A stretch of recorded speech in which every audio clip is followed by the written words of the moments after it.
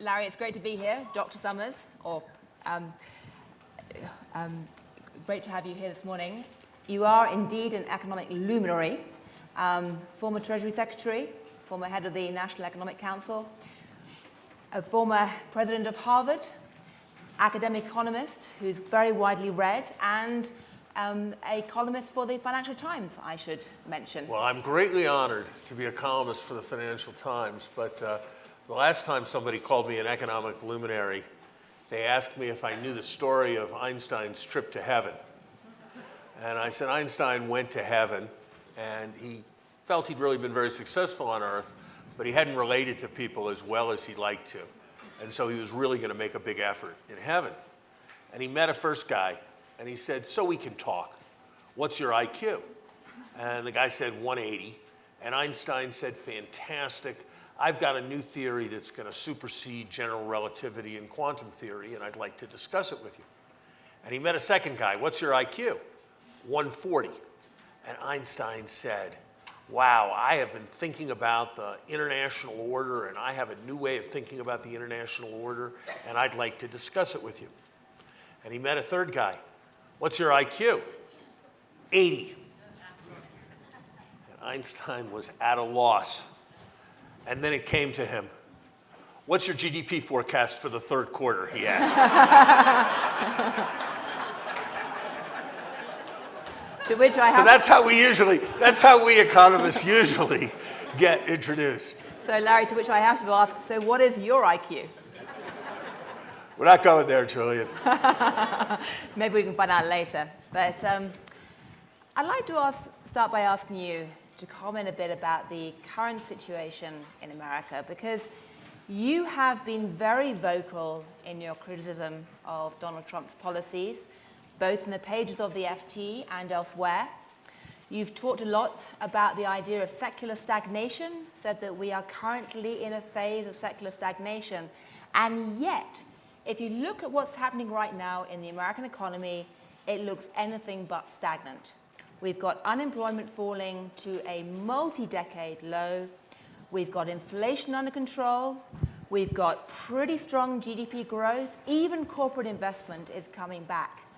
So do you think it's time to turn around and say, actually, I was wrong? These Trumpian economic policies seem to be working?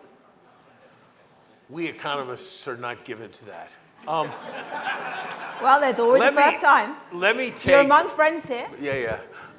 No, I don't. I think you really asked two separate questions, and let me answer them separately. The first was, so you were off talking about secular stagnation and the economy's booming. Weren't you out to lunch? And the second is, you're dumping all over Trump, and he seems to be succeeding. Mm-hmm. And so let me take those. Let's take the second one first, okay? And then we'll get into the academic question of secular stagnation. Okay, let's take the second one. So was Trump right? No, he's not. I don't think he's been right about much of anything. First thing to understand is that policy affects the economy with a 12 to 18-month lag. So roughly nothing that's happened so far has been substantially affected by anything that he has done.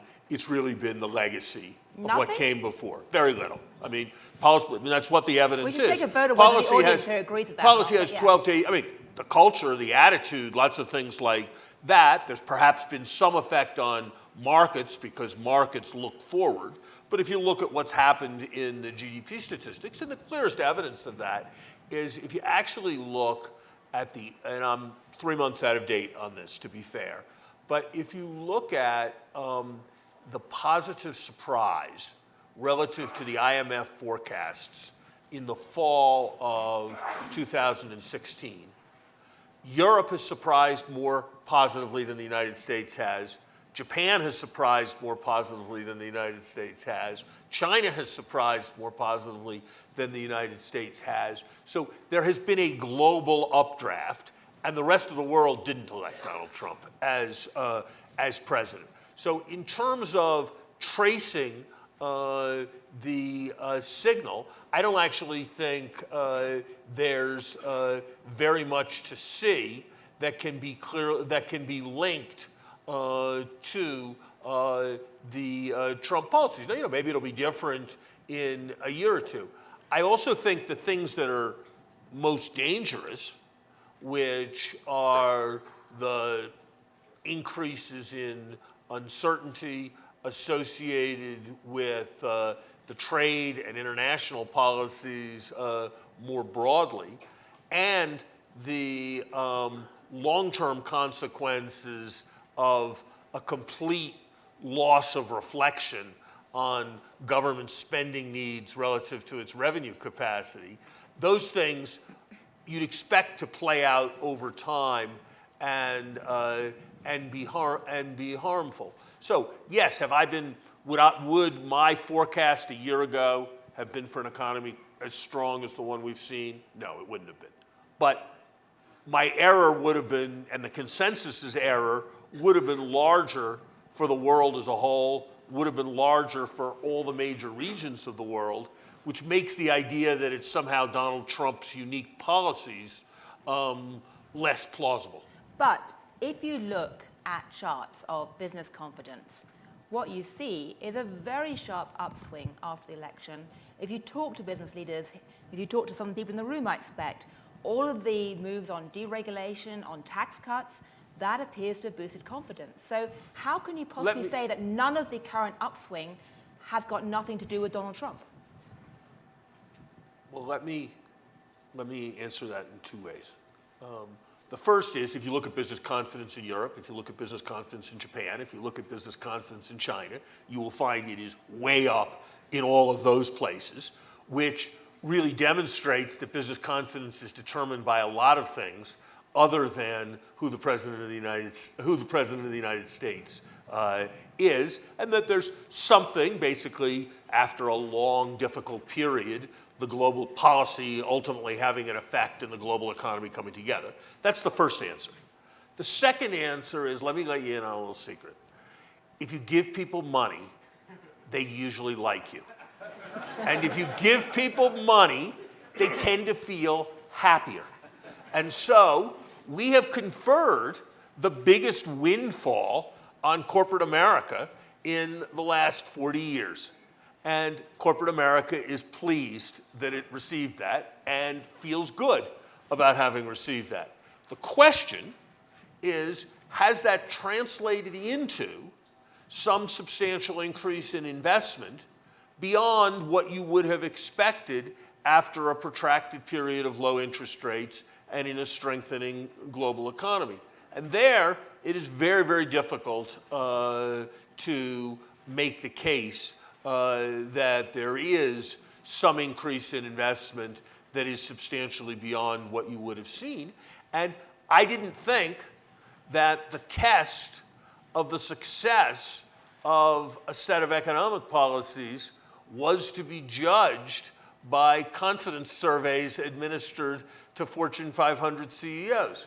If that were the objective, then a different set of policies would be desirable. Now, look, I want to be fair. Let me be fair here. And I actually really do want to be fair. I argued when I was in the administration, and I think that history will remember Barack Obama and the Obama administration in a very favorable way, probably more favorable than we see it today. That said, I used to warn constantly, to the point where people got sick of hearing me say it, that business confidence is a very cheap form of stimulus.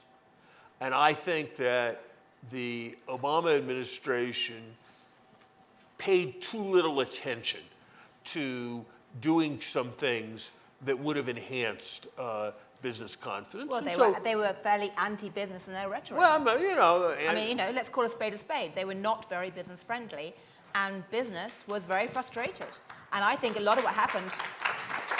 Many businesses. And I think as a journalist, we're also at fault here because, there were many questions why business confidence surged after the election result. And I think part of it was a gradual pent-up frustration on the part of business that, frankly, because it had been building up over many years very slowly and stealthily, I think many journalists hadn't actually picked up on the level of frustration at the administration's seemingly anti-business stance. Again, I think we are anchoring economic performance far more in the psychological state of business than any set of empirical studies of investment would suggest. I think on the question of how much is Trump and how much is recovery, I think it's not so easy to know. It's very interesting if you looked at, without making this technical, if you looked at the behavior of financial markets before the election, what they were signaling was that markets thought that Trump's election would be bad for the economy. So coming into the election, it was very clear looking at the pattern of options prices that the market expectation was that Trump would be bad for the economy. Subsequently, obviously, things turned, but how much of that turn was related to things he said and did? How much of that turn was related to the general global trend? I do think you have to put it in the global context. I think the question of how you address business confidence is important. Look, the power industry was really made quite unconfident by Barack Obama's clean power plans. On the other hand, people who thought it was important that the planet be intact 40 years from now were glad to see the United States taking significant steps with respect to climate. The fossil fuel industries, the coal industry is euphoric now in a way that it was miserable before. On the other hand, a lot of people are going to die because of the use of coal. It is certainly true that a lot of businesses are much happier, and a lot of people who are living on the edge feel much more insecure about their economic future because of what's happening to the social safety net and what is in prospect. So I think when you judge confidence, I at least think that confidence in the future of a large number of Americans is very important. Well, let me pick you up there and then on two things. Firstly, we're now in the 9th year of economic recovery, which is very, very unusual in historical terms because normally we do not have recoveries last this long. Do you foresee a recession looming, and or are you concerned that as America piles up more and more debt, there could be some kind of debt crisis in the next couple of years? I mean, how soon would you expect to see a crunch or expect to see payback time from these policies? So economic research actually says something that's a little counterintuitive. The older people get, the more likely they are to die in the next year. It's just a fact. It's just an unfortunate fact that we all have to live with. That's not true of recoveries. It does not look like a recovery in its 7th year is more likely to end than a recovery in its 3rd year. And so I would say the right judgment for the American economy is that the odds are about 20% a year, perhaps 25% a year, that the economy will go into recession if it's not currently in recession. And you can put some puts and takes in various directions on that, but I think it's 20 or 25% a year that we will go into recession. I think the economy is healthy in the sense that a person is fundamentally healthy if they don't yet know what they're going to die of. By that standard, this expansion is healthy. But if it ran 3 more years, I'd be a bit surprised. If it ran 5 more years, I would be very surprised. And I think you are starting to see signs of excess in asset prices, in the erosion of credit standards. Loans are starting to be available for the asking. in the way that they were in 2006 and 2007. And by the way, that's one of the things that's contributing to the general corporate euphoria. Yeah. You know, there are these things in bonds, covenants, various kinds of restrictions where you get in trouble, and the bondholder gets to start arguing, gets to start interfering in your life if your cash flows go down and the like. Those things were omnipresent in loans that were issued 2 or 3 years ago, right, and are slipping away almost completely today. Well, that makes it terrific to be running a company, but it is a bit of a historical pattern we've seen in the past. And so I am concerned about overly easy financial conditions, and of all moments to be reducing regulation on the financial sector, of all moments to be scaling back capital requirements on banks, this seems like a particularly poor moment to be moving in that direction. Could there be another financial crisis or crunch like we saw in 2007 and 8? I think you'd have to say that the odds on an event of the magnitude of 2007, which is a kind of 2008, which is a twice a century event, you'd have to say that was way odds off, but not inconceivable. But could you have a set of financial dislocations and economic problems like happened after the internet bubble, or like happened after the real estate bubble in 1990? Yeah, I think that's a good chance, probably less than 50-50, but a good chance to happen in the next 3 or 4 years. Right. And how do you assess Powell's tenure at the Fed so far? I mean, would you agree with his policy of steadily raising rates? So, first of all, this is a moment for the old professor's joke, always, and this time it's more right than usual, which is I'd give him a grade of incomplete. I mean, he's only been there 6 months, and I think he's done fine, very well in the 6 months that he's been there.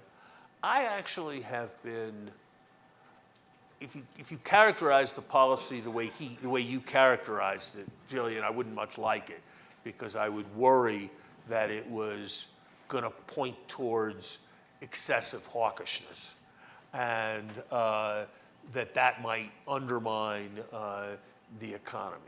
You know, the fundamental problem of the Fed is it's like trying to get in a shower when the pipes are set so that when you turn the knobs, the water only changes temperature with a 20-second lag.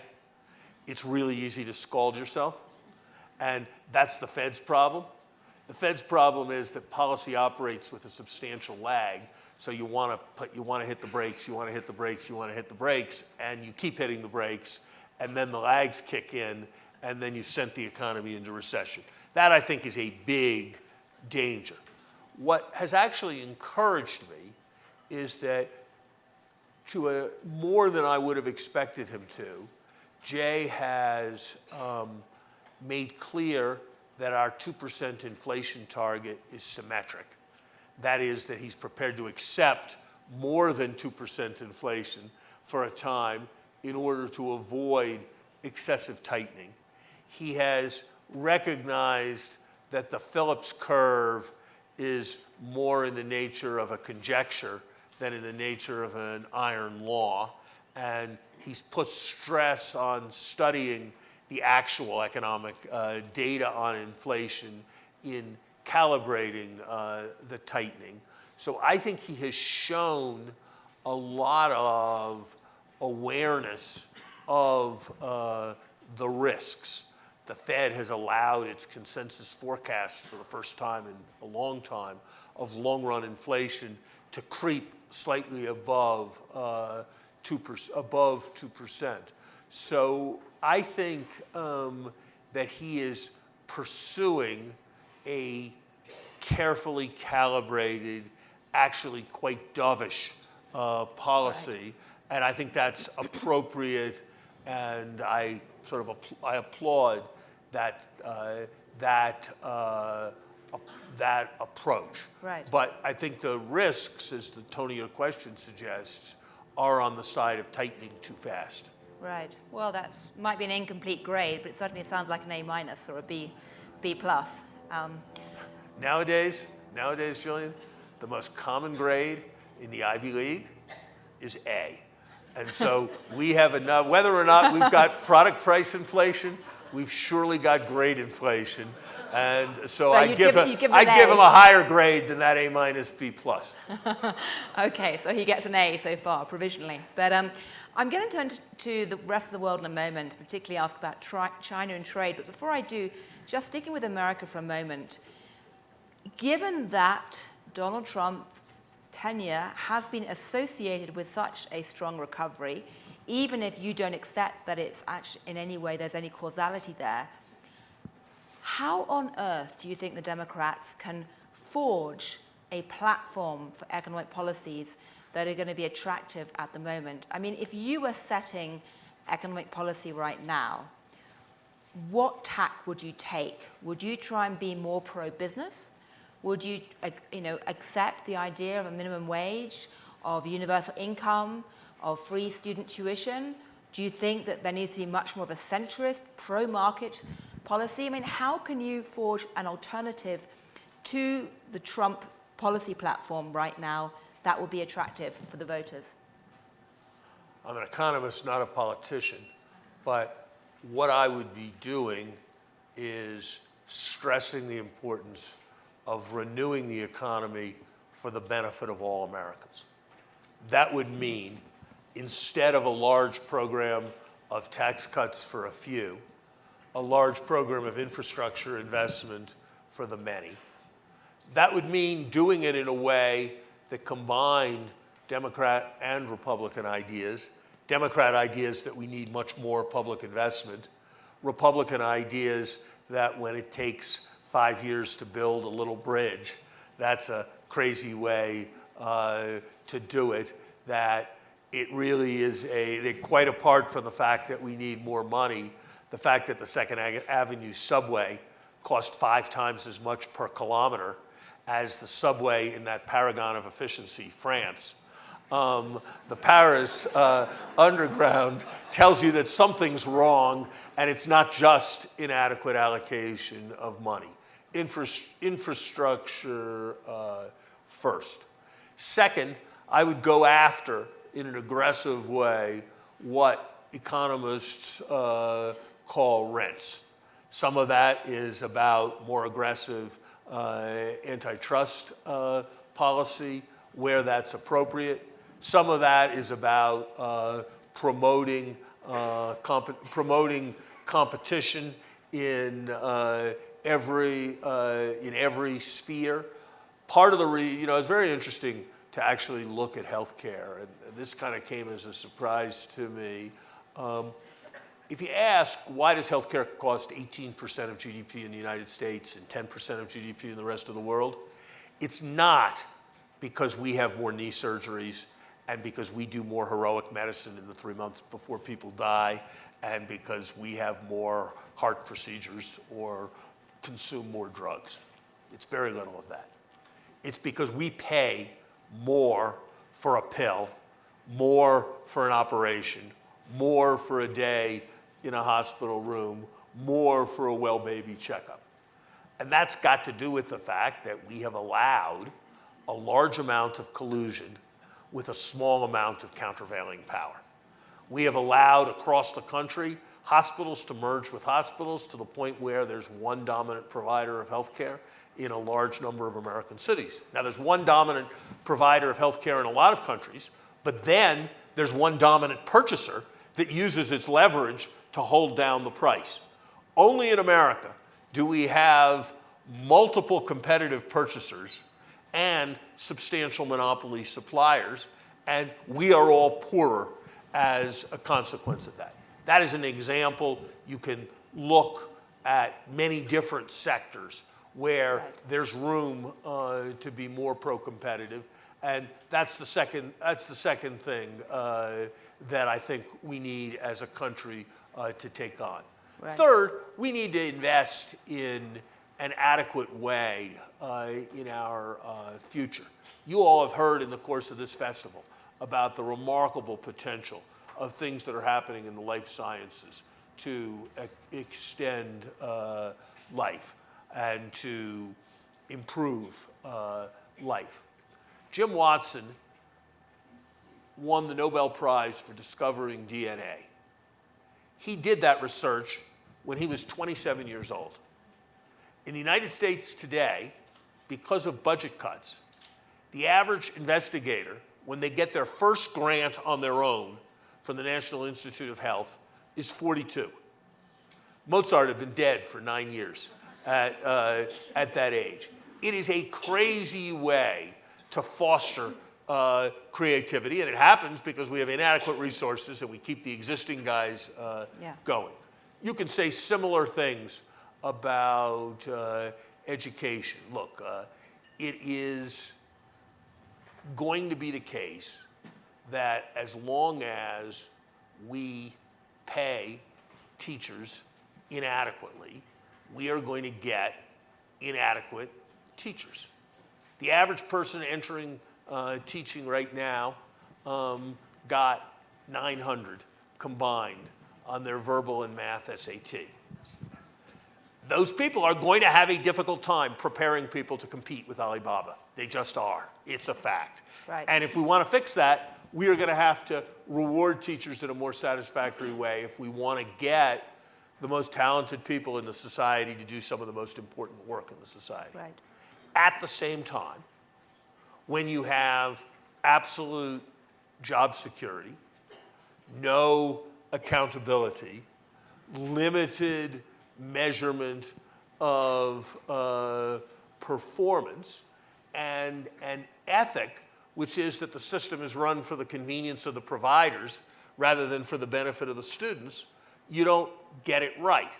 And so I think if we focus on the right public investments, we focus on the substantial share of profits and inequality that results from rent seeking, and we renew the infrastructure of this country, there's nothing wrong with American workers and there's nothing wrong with American entrepreneurs. Right. And we can do much better in a way that is much more inclusive than the way we have run things. And I think people can and will come to see that if they are led in that direction. And I think it's awfully important, especially given what is happening in China. I mean, leave aside all the geopolitical stuff, leave aside all the human rights kind of issues. When I was Treasury Secretary in the 90s, I always used to say that the reason I had great confidence in America's future was that we were the only country in the world where you could raise your first $100 million before you bought your first suit. And that was true when I said it in the 1990s. It is no longer true today. Of the 50 largest unicorns, privately held venture companies, as of right now, 17 of them are in the United States, 26 of them are in China, and the other 7 are around the world, 0 in Europe. And that is a challenge that we have to meet. I think if we draw energy from the challenge we have to meet from China and the need to include everyone in our prosperity, it is a much sounder approach than trying to protect the industries of the 1950s, like steel, at a time when we have fewer steelworkers in the United States than we have manicurists. Let me say that again, fewer steelworkers than manicurists, and at a time when there are 60 times as many people working in industries that lose competitiveness from high-priced steel as there are who are working in steel. So what about the president's argument, though, that China has been stealing a march on America in high tech by stealing ideas, technologies, by the lack of IP protection? I mean, I hear you on the steel point, Many economists would agree with you, many business people would agree with you, that acting in this way on things like steel does not make sense. And yet, what would you do about the fact that China has been effectively threatening the US IP? So first of all, if you look at the things that actually, many of the things that actually feel most threatening, the kinds of things that Alibaba is doing, the kinds of things that Tencent are doing, those are heavy Chinese investments in artificial intelligence and the like. That is what they are doing, not what they are stealing. Those are the sectors where they are ahead. Of course, there are issues of IP, and if we approached those issues in a multilateral way through the WTO, we can make progress in scaling back That is a problem. But if you ask, what is the threat to America's technological leadership? It is not what's going to be stolen from General Motors. It is what's going to be forged by people who are in the lead.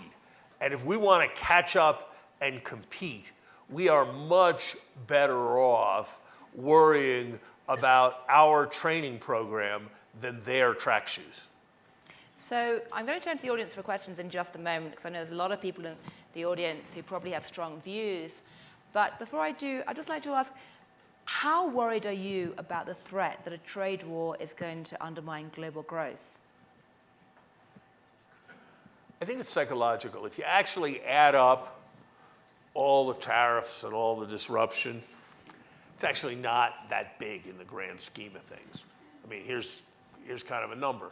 The day Trump most vociferously threatened tariffs, he was threatening 10% tariffs on $200 billion of goods. So that's $20 billion of tariffs. And if you trace through the incidence of those $20 billion of tariffs, some of it would be lower wages, some of it would be higher prices, and a bit of it would be lower profits.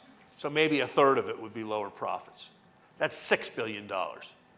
The stock market went down by $500 billion of value that day. So it's quite disproportionate to the immediate effect of the tariff policies. Now, can the whole thing spiral out of control? Can the whole thing create a ton of uncertainty that has a psychological effect that chills things? Yes, it can. So the answer is, I'm apprehensive, but I actually think the direct impact of the trade policies tend to be exaggerated. What I think is much more serious is what it means for a long-run global system, for the rest of the world no longer to be able to rely on the United States. The idea that commitments made by one administration don't apply in the next administration, the idea that commitments made by an administration don't apply to itself a month later, creates enormous anxiety, and that anxiety causes people to behave in ways that are destabilizing, whether it's localizing production and not engaging in supply chains, whether it's building up one's own military forces because one can't rely on an American umbrella.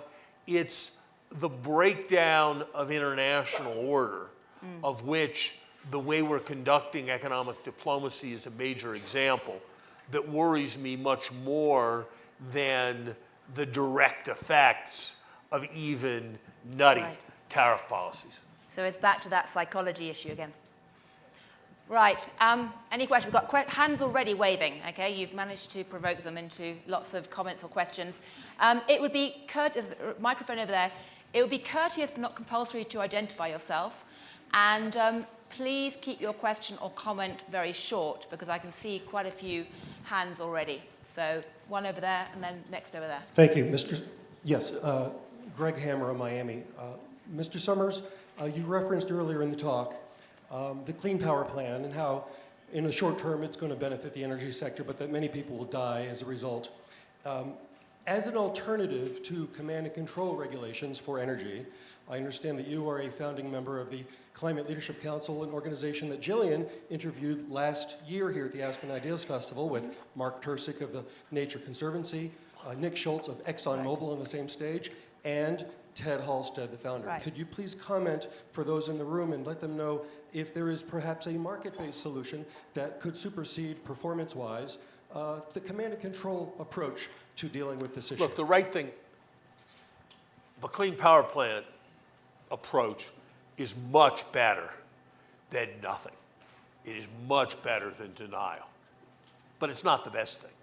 The best way to deal with global climate change is to raise the price of the stuff you don't like. Because when you raise the price, you engage everybody's creative energy in figuring out how to use less, in figuring out how to find alternatives, in figuring out how to remove the stuff from the air. And so it's classic economics that the best approach is to tax things you don't like rather than tax things you do like. And so if you step back from it, it's sort of crazy that we don't replace some of our taxes on work and savings with taxes on fossil fuel emissions. And that's the essence of the carbon dividend plan. And it's actually a rather, I'm a founding supporter, but not a creator, so I can brag on it. It actually is a very effective synthesis. The elements are higher priced carbon, that's good. Rebate the money equally to all Americans, so that's highly progressive and helping those who are least well off.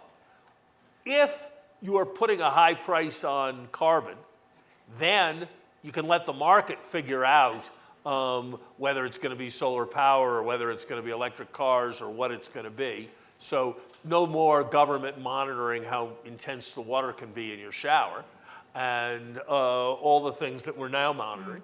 And the fourth element is fairness internationally. So if we put this tax on and some other country doesn't, then we're not going to let them sell carbon-intensive goods here without making a payment at the border. So those are the four elements, and it is a plan that should command widespread support.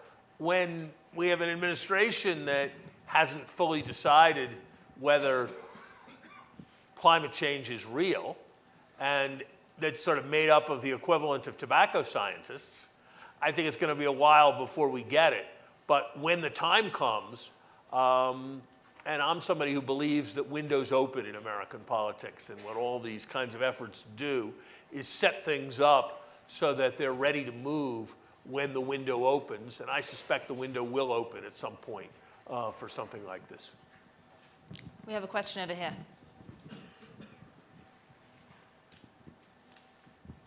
Dan Perlman from Basalt, Colorado.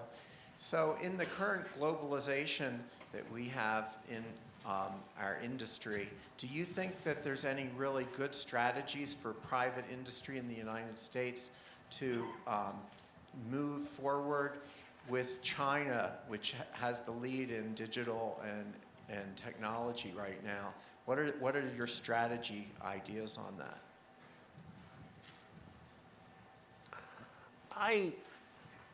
I tend to be skeptical of government-driven or externally advised strategies. I tend to think that the better strategies are organic on a company-by-company basis. And I think there are companies that have forged successful partnerships with China.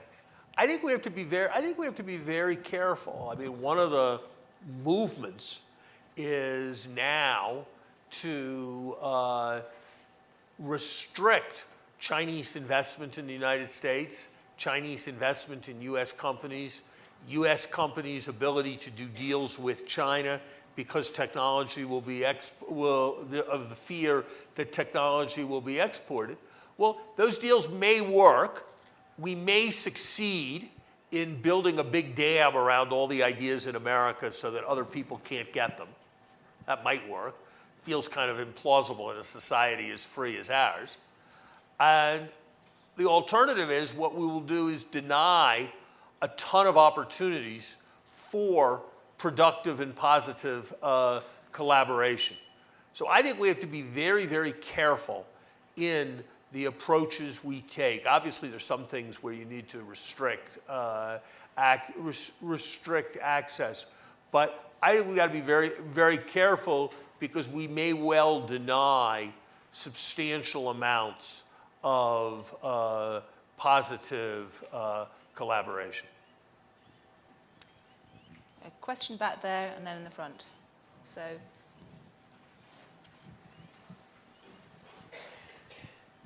Leighton Cusack from New York. I was wondering if there's anything positive that you think has happened since Trump was elected related to the economy and changes that he's kind of pushed through.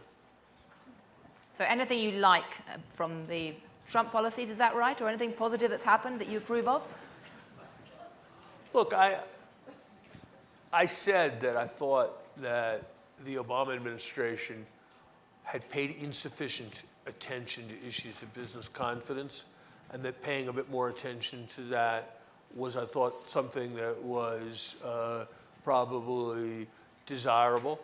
I think there were excesses in regulation, and some of that is being scaled back. For example, I think it is too hard for an innovative pharmaceutical that has the potential to save lives, that has been clinically tested successfully in Europe.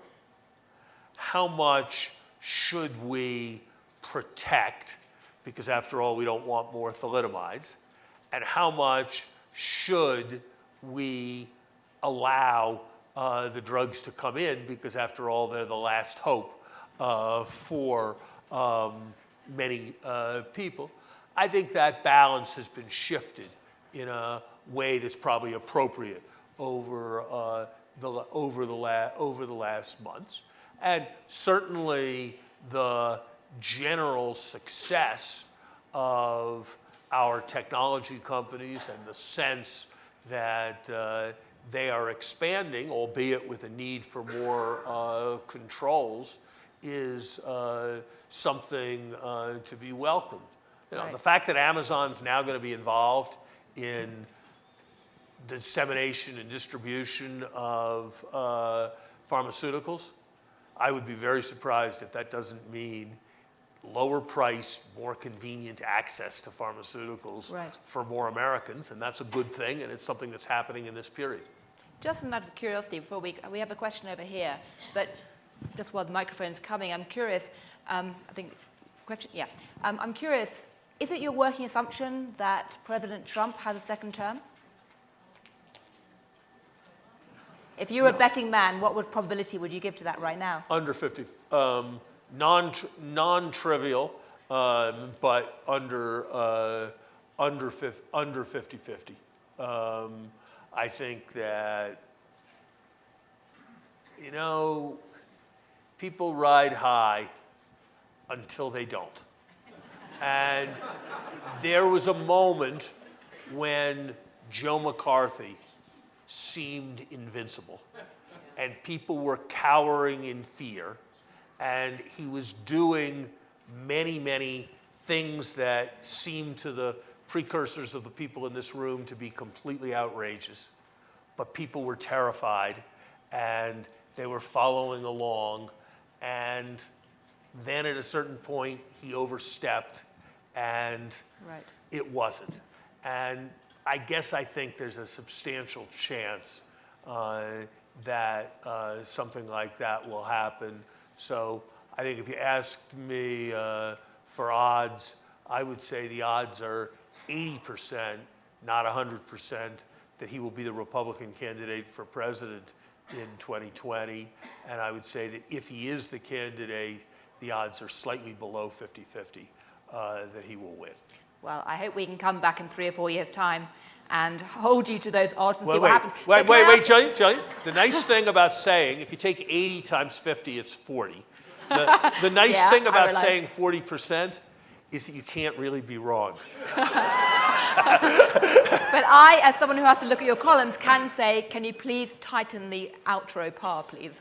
And tighten your conclusion. But just very briefly, before we go, is there anyone on the Democrat side who you think currently embodies what you think should be the alternative platform, who you'd like to rally around? I'm not going to get into personalities. I think there's a field of strong candidates, and I have no idea who it will be, but I kind of suspect that someone will emerge.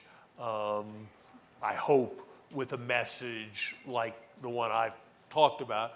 I think there is a danger that extreme will beget extreme, and that shrill will beget shrill, and that the Democrats will respond in a way that is polarized in a different direction. And I think that would be unfortunate. Right. Last question, I think. Bruce sir. McGeller from Salisbury, Connecticut. Thank you so much for your comments. It's always wonderful to hear you. I'm concerned about the deficit, 21 trillion or whatever it is. I loved your list of priorities, infrastructure and healthcare and whatever.